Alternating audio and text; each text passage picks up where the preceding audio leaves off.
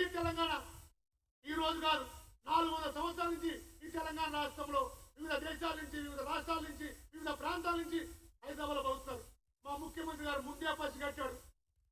మీలాంటి దుర్మార్గులు, మీలాంటి చేతగాని వాళ్ళు మీరే, మీలాంటి సన్నాసులు ఈ ప్రభుత్వాన్ని అస్థిరపరచాలని, ఈ హైదరాబాద్లో శాంతి మంత్రుల సమస్య సృష్టించాలని మీరు ప్రయత్నం చేస్తున్నారు.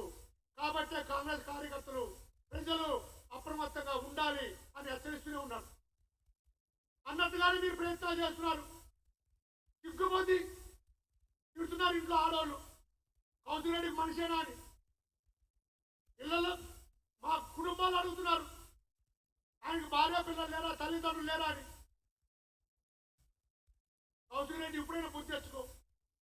అసెంబ్లీలో కానీ ప్రజల్లో కానీ మన ప్రజా జీవితంలో ఉన్నాం. సంస్కారవంతంగా మన ప్రవర్తన ఉండాలి, మన భాష సంస్కారవంతంగా ఉండాలి.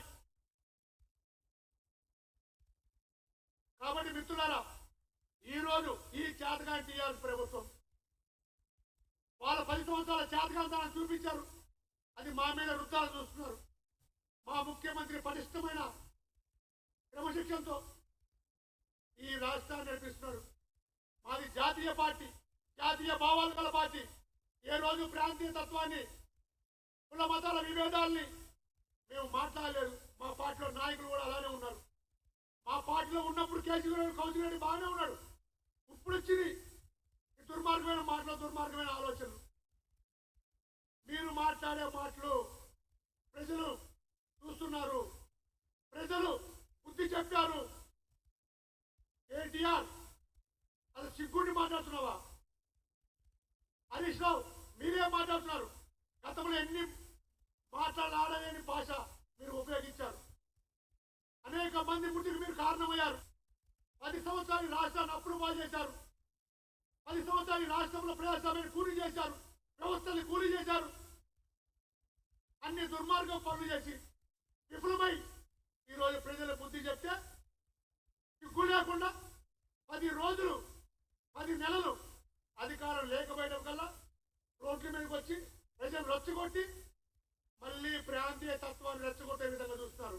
బిడ్డ, ఇక్కడ ముఖ్యమంత్రి ఎవరు? రేవంత్ రెడ్డి. నీకంటే గ్రౌండ్ లెవెల్ నుంచి వచ్చిన వ్యక్తి. నీళ్ళకి ఎక్కడి నుంచో రాలా. సామాన్య కుటుంబం నుంచి ఈరోజు ముఖ్యమంత్రి స్థాయి కలిగిన వ్యక్తి. మా ముఖ్యమంత్రి మొదటి నుంచి చెప్తున్నాడు, మా ప్రజాస్వామ్య వ్యవస్థలో నేను పనిచేస్తా, ప్రజా పాలన కొనసాగిస్తా, ఇందిరమ్మ రాజ్యాన్ని, సోనియమ్మ రాజ్యాన్ని తెలంగాణ ప్రజలు చూపిస్తాను. అదే పాలలో ఉన్నాడు, అదే పనిలో ఉన్నాం. కానీ మీ లెక్క ఈ లుచ్చా మాట్లాడరాదు. మీరు మాట్లాడితే మా ముఖ్యమంత్రి గారు మాట్లాడతారు. ఏం మాట్లాడతారు? అమెరికాలో చదువుకోవచ్చావు, నువ్వు క్రికెటర్గా పనిచేసావు. కాబట్టి మిత్రులారా, ఈరోజు ఈ రాష్ట్రంలో టీఆర్ఎస్ పార్టీ 2 ఎమ్మెల్యేల గొడవ ప్రజల్ని ఇబ్బంది పెడుతుంది. శాంతి భద్రత భంగం కలిగే విధంగా వాళ్ళు ప్రవర్తిస్తున్నారు. ఈ ప్రభుత్వం, ఈ ప్రజా ప్రభుత్వం మా ముఖ్యమంత్రి గారి నాయకత్వంలో శాంతి భద్రత సమస్య తలెత్తి ఎంతటి వారైనా ఉపేక్షించేది లేదు. వారి మీద చర్యలు ఉంటాయి, వారి మీద పోలీస్ కేసులు ఉంటాయి. కాబట్టి ఇప్పటికైనా మీ భాష మార్చుకోండి. మీకు ప్రజల బుద్ధి చెప్పారు. ఇంకా 4 సంవత్సరాలు ప్రతిపక్ష పాత్ర పోషించండి, సమర్థవంతంగా పోషించండి. మీకు ప్రతిపక్ష పాత్ర పోషించడం చేతగాక అసెంబ్లీలో బయట మీ ఎమ్మెల్యేలు రెచ్చగొట్టి ఈ పిచ్చి మాట్లాడింది. థ్యాంక్ యూ మిత్రులారా. ఇంకొక